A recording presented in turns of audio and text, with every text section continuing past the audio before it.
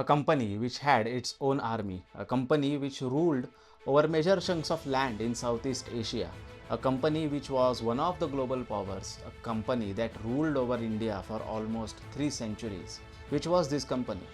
There was a time when Indian subcontinent was ruled by a particular joint stock company. This company was not Apple, Google or Microsoft. It was the British East India Company. Let's take an example. Imagine your ancestors are being ruled by a joint stock company. They are not the shareholders, but they are the subjects of that particular company. Such was the might of the British East India Company in its very prime. Welcome to the inaugural part of the documentary series titled British East India Company. In this part, we shall discuss the formation and rise of the British East India Company. We'll discuss the events till the Battle of Plassey 1757 in this particular part. Hi, I am Chinmaywadekar and welcome to my YouTube channel. Chapter 1, The Royal Charter. It was 31st December 1600. A group of London-based merchants was very happy. They had just received the Royal Charter from Queen Elizabeth I. It was a time period when the Dutch and Portuguese dominated the trade in Southeast Asia that also included India. The British were too late to enter into a game which they would dominate in coming years. The name of the company in the Royal Charter was the Governor and Company of Merchants of London trading into East Indies, which later became the British East India Company. In the year 1585, Britain was at war with Spain and Portugal. The Spain and Portugal largely traded exotic spices including cloves, nutmeg to Britain in exchange for gold, silver and linen. This trade was stopped due to the war. The need arose in England for obtaining these exotic spices directly from where the Spanish and Portuguese would obtain. Due to this, the London-based merchants asked for the permission to sail towards the Indian Ocean and Arabian Sea. Queen Elizabeth I granted the permission for the same in the year 1591. After receiving the permission, a gentleman named James Lancaster, financed by the Levant Company, later known as Turkish Company, sailed from England towards the Cape of Good Hope and entered into Arabian Sea. James Lancaster was a prominent figure in the formation of the British East India Company. This was the very first British expedition to India. Many such expeditions were to follow in upcoming future, dominating the Indian subcontinent for almost 2 centuries. Who was James Lancaster? Where was he born? Was he familiar with merchant ships? Or was he a naval officer? We'll find the answer to these couple of questions in upcoming minutes. James Lancaster was born and brought up in Portugal. He was trained as a soldier merchant. He returned to England in 1587 and joined London-based merchant Thomas Cordell. Soon he became a trusted employee of Thomas Cordell. Lancaster first served as a commander on merchant ship, which was a competition to the Portugal fleet. It was financed by the Levant Company, also known as the Turkish Company. This ship was the first ever ship to come to India by the way of Arabian Sea. In 1596, another 3 ships went on an adventure to go towards India, but all these 3 ships lost their way all around. Couple of years later, in 1599, few people met in London. These people were totally unknown that they are about to be recognized as founders of such a company that would dominate the world politics in coming centuries. On 24th September 1599, the group of people applied for a charter to the Queen. This attempt was an unsuccessful one as the Queen didn't approve the charter but only gave an unofficial confirmation regarding the same. Again, when these people applied for the second time on 31st December 1600, they received the Royal Charter, which was given for 15 years, and thus Governor and Company of Merchants of London trading into East Indies was formed. The petition for this particular charter was made by 218 people. Few prominent figures among these were James Lancaster. Who was James Lancaster is explained earlier in this video itself. Second prominent figure was Sir John Hart, ex-mayor of London. Third prominent figure was Sir John Spencer, again another ex-mayor of London. Edward Michael Bourne, adventurer, and William Cavendish, a nobleman. These 5 prominent figures were those who made a petition for the Royal Charter. The petition was signed by another 218 people, which also included these 5 people, but the lead was taken by these particular 5 people. These people formally founded the company, and when a company has been formed, it is necessary that one governor must be named. Hence, the charter named Thomas Smith as the first governor, and also mentioned other 24 directors, which in turn constituted the board of directors. Once the board of directors is constituted, next question arises where the company should operate from. That is the registered office of the company. The East India House on Leadenhall Street was the office of the East India Company. Chapter 2: Voyage towards East Indies. For the first few years, the company did not trade in India. Instead, it carried on its trade from Bantam, Java, located in Indonesia. During this period, the company carried on various voyages towards India. The first of these voyages was in the year 1601, which was headed by the famous James Lancaster on the ship named Red Dragon. A year later, Lancaster took 1,200 ton pepper and spices from a Portuguese carrack named Sao Tome. This helped the company to establish trading ports in Bantam and Moluccas on Indonesia, then known as Spice Island. This trade was the source of the company's revenue for the very first few years. It took another few years for the company to establish a trading port in India. Anyways, during these couple of years, the company focused itself on breaking the dual monopoly of the Portuguese and Dutch. In the year 1608, company docked its ship at Surat, but didn't establish a factory immediately. In another few years, the company built its first factory at Musalipattanam in Andhra Pradesh. Later, the company grew its foothold and finally built a factory in Surat. Surat was an important port in the medieval times, hence the trade as well as revenue of the company flourished immediately. The much anticipated and well-known event in the books of history is the visit of the British diplomat to the court of Mughal Emperor Jahangir. This particular event took place in the year 1615. King James I instructed Sir Thomas Roe to visit Emperor Jahangir and strengthen the ties between the British Empire and the Mughals. This move helped the company to strengthen its grip on the trade first, and then slowly the company entered into the politics. The details of this visit are written by Sir Thomas Roe himself in the book The Embassy of Sir Thomas Roe to the Court of the Great Mughal 1615 to 1619 as narrated in his journal and correspondence. After this friendship exchange, the company slowly established its factories across India.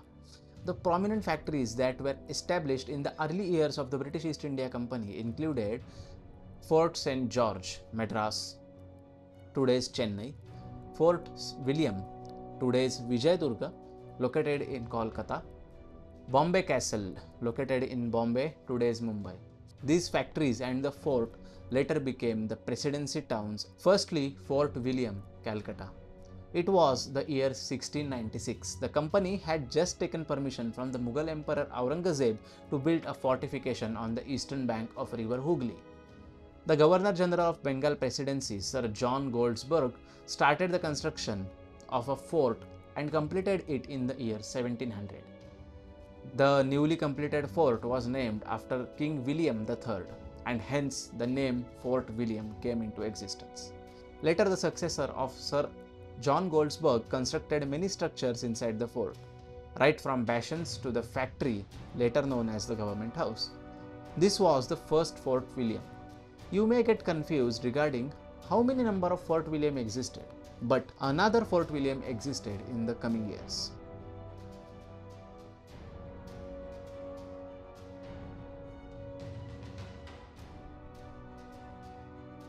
Nawab of Bengal, Siraj Uddaulah, attacked and destroyed the Fort William, reducing it to ruins. The English emerged victorious in the Battle of Plassey that occurred a year later and rebuilt the Fort William, which is mentioned in the books of history as Second Fort of William. Second Fort of William is that Fort William that stands till this day. So, what was the Battle of Plassey? Why is it important in the history of India? We'll talk about the Battle of Plassey in the coming part of this documentary series. There was a big ground, also known as Maidan in Hindi, in front of the first Fort William. This very location was chosen for the new Fort William. The fort was built on this Maidan, and this fort became the first capital of the British India. It was this place from where Governor General of Fort William became the Governor General of India and later became Viceroy of India. Today, the fort houses the headquarters of the Eastern Command of the Indian Army. In the year 2025, the fort was renamed as Vijayadurga, after a coastal fort located in Maharashtra. Kolkata city flourished under the rule of the British. It served as a capital of British India from the year 1773 to the year 1911. Later, the capital was shifted to New Delhi. Prior to the British rule, Calcutta was a port. It was not as big as we see it today. The capital of Bengal province prior to the British rule was the city of Murshidabad. Post 1911, Kolkata became the capital of West Bengal state, which position it holds till this day. Second among the British factories and important cities, Fort St. George, located in Madras, now known as Chennai.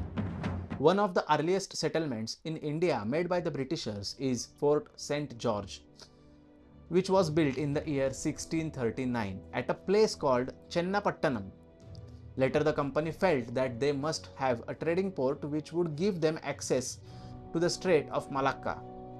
Sir Francis Day negotiated with the ruler of Chandragiri in the year 1639 and the company received the coastal land named Chennapattanam under its own rule. Then the Britishers decided to build a fort on this particular land. The fort was completed on 23rd April 1644 at a cost of 3000 euros. This day is celebrated as St. George Day, hence the newly built fort was named St. George Fort. Alongside the Fort St. George, there was a town which was known as Black Town. This Black Town was known after the natives that lived in this town. The fort was known as the White Town because it was inhabited mostly by the Britishers, whereas the George Town, also known as Black Town, which was outside the fort, was known as Black Town because the native people lived there. Till the British victory in the Carnatic Wars, the British didn't expand much in South India. We'll see about the involvement and importance of Fort St. George in the upcoming episodes, as the particular fort is involved in the various wars like Anglo-Mysore War, Carnatic War, Anglo-Maratha War, etc. Third and the most important of the British ports, the Bombay Castle. There was a group of 7 islands located near the port of Kalyan, today known as Kalyan Dombivli. These islands were small in size and separated from each other by seawater. These islands were inhabited by the local Koli community. The 7 islands were Bombay, Parad, Masgaon, Mahim, Kolaba, Warli, Old Woman Island, also known as Little Kolaba. On 23rd December 1534, Sultan Bahadur Shah signed the Treaty of Bassein, and as per this treaty, on 25th October 1535 gave the islands to the Portuguese. The Portuguese then leased these islands to different officers working under them. On 11th of May 1661, King Charles II received these islands in dowry from the Portuguese and thus ended the Portuguese rule over Bombay. By the Royal Charter dated 27th March 1668, King Charles II gave these islands on lease to the East India Company for a sum of £10 per annum. This lease was a turning point in the history of Mumbai. The city, the islands flourished hereafter. Surat being an important port on the west coast of India, Bombay was subordinate post. Later, due to the frequent attacks on Surat from the Marathas, the British moved their base from Surat to Bombay. It was in the year 1687 that Bombay Presidency was created and Bombay was made its capital. Now we'll look after a particular war which the company fought in its very early days. The Anglo-Mughal War, Chapter 3, Anglo-Mughal War, 1686 to 1690. As told earlier, the British East India Company received permission to trade in India from the Mughal Empire itself. The company was interested only in trading at that particular time. It took another 70 years for the company to take sword in hand and fight a war. First ever Anglo-Indian War which was fought on the Indian soil was Anglo-Mughal War. Although the war was not as big as any another war, but it was the first ever war that the British East India Company fought on the Indian soil. In the year 1685, the governor of Bengal increased the tributaries of trade with the northeast from 2% to 3.5%. This rise of tax was rejected by the company. In order to act against this decision and to show the power of the company attacked Chittagong and vowed to bring the Hooghly River under their control. The war soon spread to the west coast of India. That also included Bombay Islands. The company tried to block the ports under the Mughal control and also tried to obstruct the way of the pilgrims to Mecca. On the other hand, Mughal Admiral Siddi Yaqub attacked the Bombay castle in the year 1689. Siege of Bombay and bombardment resulted in the outbreak of famine, which resulted in the surrender of the company in the year 1690. Due to this war, the company was left out with the forts or the base located in the Madras and Bombay. The company then decided to build Fort William at Calcutta. Mughal Emperor Aurangzeb fined the company for rupees 15 lakh and ended the war. The company gained the permission to trade as they had before the beginning of this Anglo-Mughal war. This was the account of the first ever war fought by the British on the Indian soil. On 3rd March 1707, Mughal Emperor Aurangzeb died in Maharashtra. His death was a blow to the Mughal Empire. His death gave the company new opportunities. As the Mughal Empire became weak and started to fall apart, the company for the next 100 years started to expand its trade as well as started to create its own empire. Company for next 100 years fought many wars in India and became a major ruling military power in the Indian subcontinent. We'll see the journey of company from the trader to conqueror in the next part of this documentary series.